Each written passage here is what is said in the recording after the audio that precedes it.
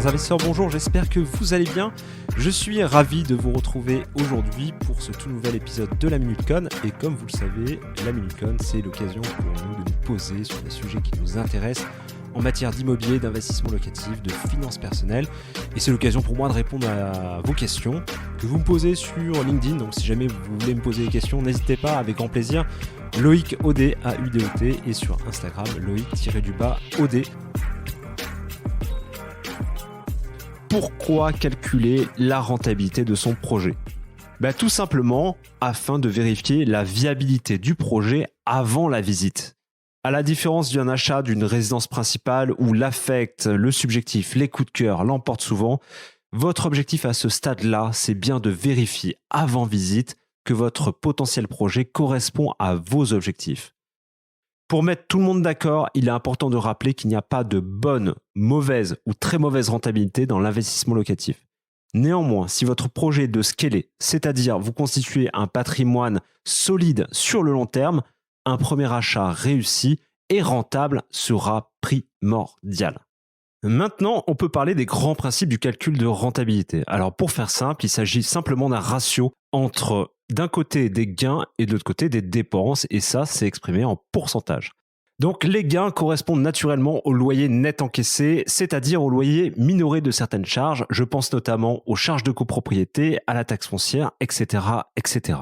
Quant aux dépenses, elles correspondent tout simplement, parce que l'investissement locatif, c'est aussi dépenser un peu d'argent, elles correspondent au prix du bien et ses accessoires. Donc je pense notamment aux droits d'enregistrement, aux frais d'agence, aux travaux, aux meubles, etc., etc.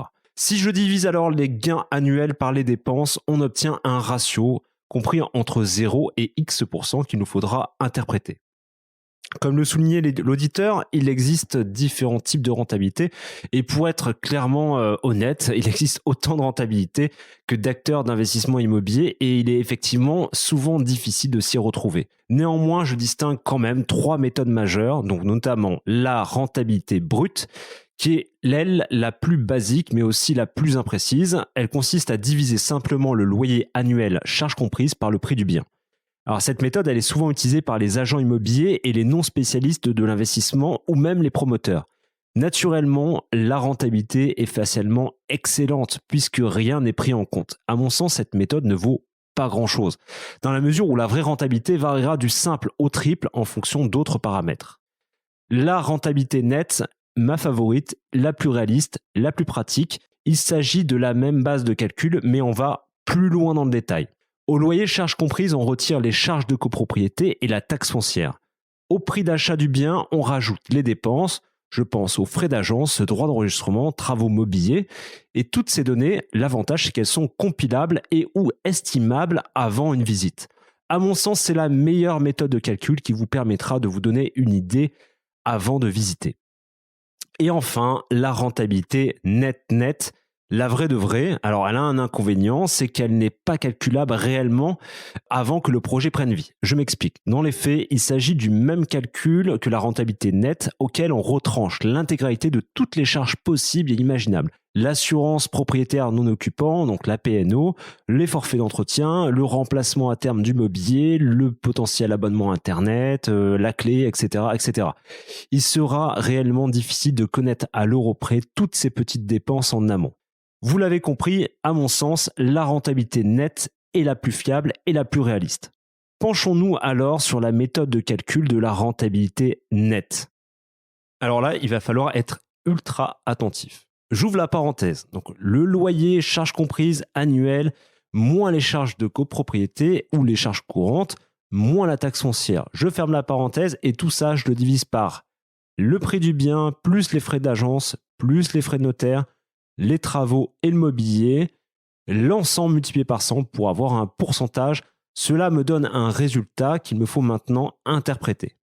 Avec une rentabilité comprise entre 0 et 3%, il faut se le dire, il ne faudra pas parier sur ce bien-là pour vous enrichir. En revanche, ça ne veut pas dire forcément que c'est une mauvaise affaire, on parle alors d'ultra patrimonial. Vous achetez ce bien dans l'objectif de le revendre plus tard avec une belle plus-value et tout simplement en attendant, vous le mettez en location. Attention, le calcul de rentabilité ne vous affranchit pas de vérifier l'adéquation entre le prix du bien et le prix au mètre carré généralement constaté sur votre secteur attention à ça, n'achetez pas au-delà du prix de marché.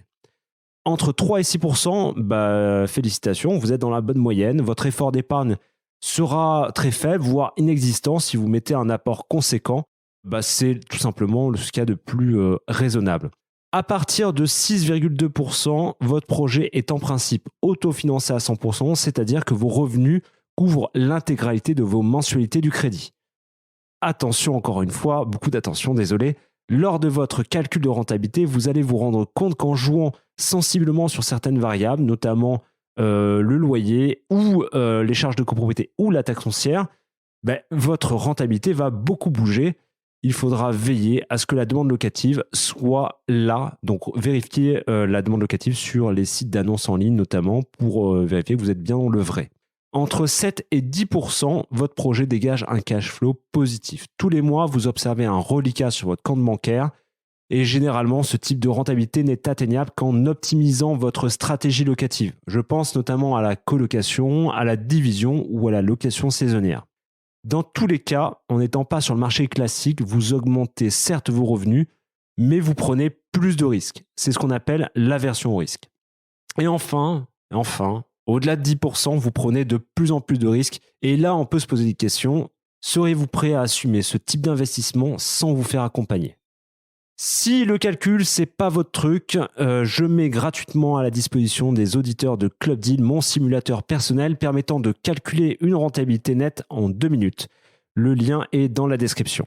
Voilà, c'est tout pour aujourd'hui. Si vous avez aimé cet épisode, n'hésitez pas à noter et commenter. De plus, si vous aussi vous posez des questions connes en matière d'immobilier, n'hésitez pas à me les poser via LinkedIn, c'est avec un énorme plaisir que j'y répondrai. Il ne me reste plus qu'à vous souhaiter une bonne fin de semaine et à mardi pour un prochain interview sur Club Deal. D'ici là, portez-vous bien. Ciao.